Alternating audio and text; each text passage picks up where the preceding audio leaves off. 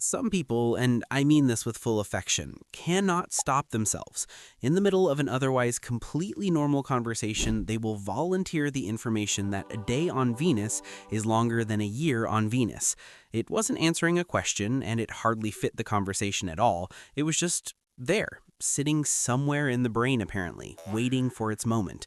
You've known it since you were 11. You have never once been asked for it, and yet here it is, undying, immortal, taking up prime real estate while you struggle to remember where you put your phone 14 seconds ago.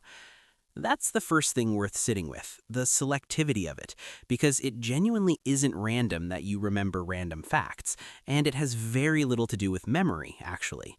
Here's the thing about memory that school kind of glosses over. Your brain is not a filing cabinet. It's not even close to it being one. It doesn't store things based on their importance or their usefulness or how many times a teacher told you it was going to be on the exam. It does it based on how much your nervous system cared in the moment you encountered them. That's essentially the whole algorithm.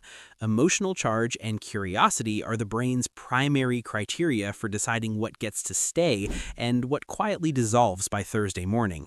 So when you read at age 9 that octopuses have 3 hearts and something lit up in you, some small internal reaction that was basically just, wait, what?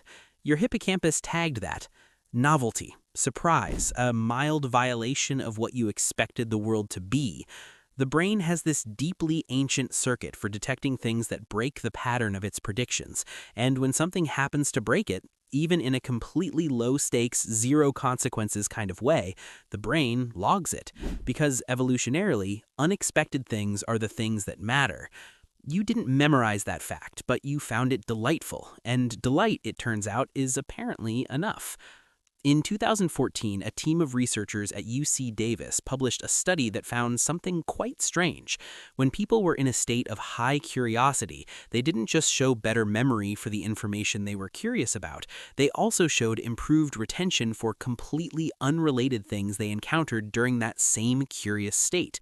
Specifically, the faces of strangers presented to them in between questions, which had nothing to do with whatever sparked the curiosity in the first place. The curious brain just retains more, as if curiosity opens a wider aperture on the world, and everything that passes through it gets a better shot at sticking. And this is where people who collect strange facts start to look less like they have some quirky memory anomaly, and more like they have a fundamentally different relationship with their own attention. Think about the last time you actually felt curious about something. Not polite interest, you actually felt it. That slightly uncomfortable pull toward a thing. The feeling of a question forming that you didn't intend to have. For some people, this happens constantly. A word they don't recognize, a headline with missing context, an offhand statistic that doesn't quite add up. The curiosity is almost involuntary, almost reflexive, and so the memory that follows it is too. They're not trying to retain information, they're just perpetually mid-question about the world, and the answers keep accumulating. There's a well-documented personality dimension called openness to experience, and people who score high in it tend to find novelty genuinely rewarding rather than vaguely exhausting, and that's not a small distinction. The person who finds a Wikipedia spiral satisfying is experiencing something real and neurologically distinct from the person who finds it draining. The dopamine response to learning something unexpected is measurable. It's not a metaphor people use to sound interesting at parties. The reward circuit is actually firing. But here's the part that I think gets at something most people don't consciously register about themselves. The facts you remember, they are not actually that random. Go back through your personal catalog of trivia, the things you know that no one has ever needed you to know. There's probably a shape to it, even if it's not obvious at first. Most of it clusters around things that once made you feel something, wonder, or absurdity, or mild existential unease, or that specific sensation of the world being briefly larger than you thought it was. The fact that Cleopatra lived closer in time to the moon landing than to the construction of the Great Pyramid, that there are more possible iterations of a shuffled deck of cards than there are atoms on Earth, that the smell of rain has a name, petrichor, coined by 2 scientists in the 1960s during their rigorous research into its chemical profile, giving it a name that translates beautifully to blood of stone.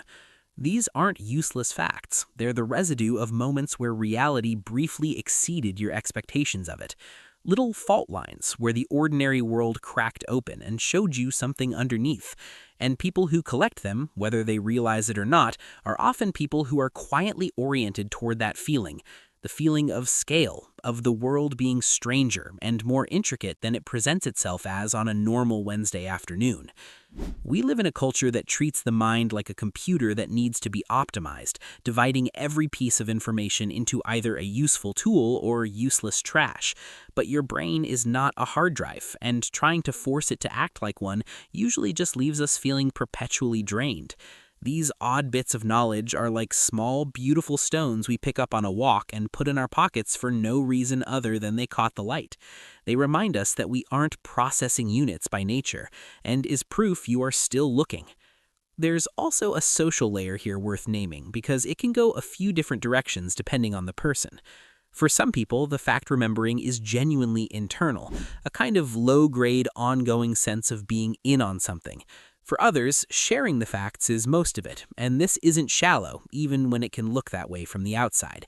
Sharing a strange, true thing about the world is actually a form of intimacy.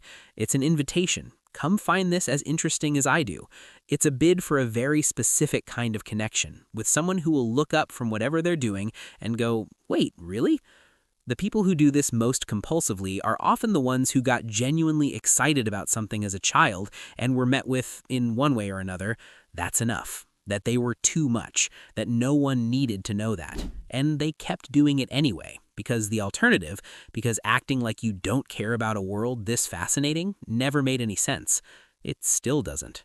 So if you're the person at the dinner table who just mentioned unprompted that a shrimp's heart is located in its head, this is for you. You're not malfunctioning or failing to prioritize the correct information or wasting bandwidth on things that won't help you. You just have a brain that takes the question, "What even is this world?" seriously.